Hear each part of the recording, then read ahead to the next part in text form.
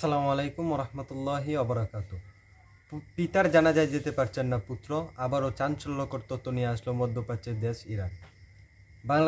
বাংলাদেশ থেকে Ayatollah Ali খামিনির জানাজায় যাচ্ছেন মাননীয় স্পিকার হাফিজ উদ্দিন। দীর্ঘ ৪ মাসের অপেক্ষার পর জনসমক্ষে আনা হলো ইরানের ইসলামী বিপ্লবের পথপ্রদর্শক আয়াতুল্লাহ আলী খামিনির মরদেহ। রাজধানী তেহরানের ইমাম খোমেনি গ্র্যান্ড মোসাল্লায় নিয়ে যাওয়া হয় জাতীয় পতাকায় মোড়ানো খামিনির কফিন। যুক্তরাষ্ট্র ও ইসরায়েলি হামলায় প্রাণ হারানো তার মেয়ে, জামাতা, পুত্রবধূ এবং মাত্র ১৪ মাস বয়সী নাতনির কফিনও রাখা হয় পাশাপাশি।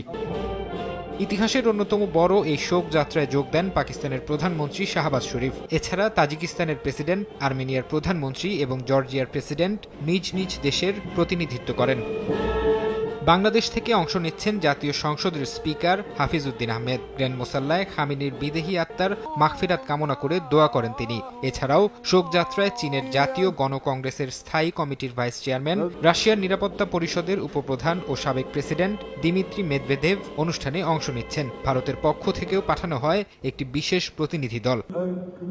তবে খামিনির শেষ বিদায়ে সশরীরে উপস্থিত থাকতে পারছেন না তার ছেলে ও ইরানের বর্তমান সর্বোচ্চ নেতা মোস্তফা খামিনি। ইসরায়েলের পক্ষ থেকে তাকে হত্যার হুমকি থাকায় নিরাপত্তার স্বার্থে বাবার কফিন ছুঁয়ে শেষ বিদায় জানানোর অধিকার থেকেও বঞ্চিত হতে হচ্ছে তাকে।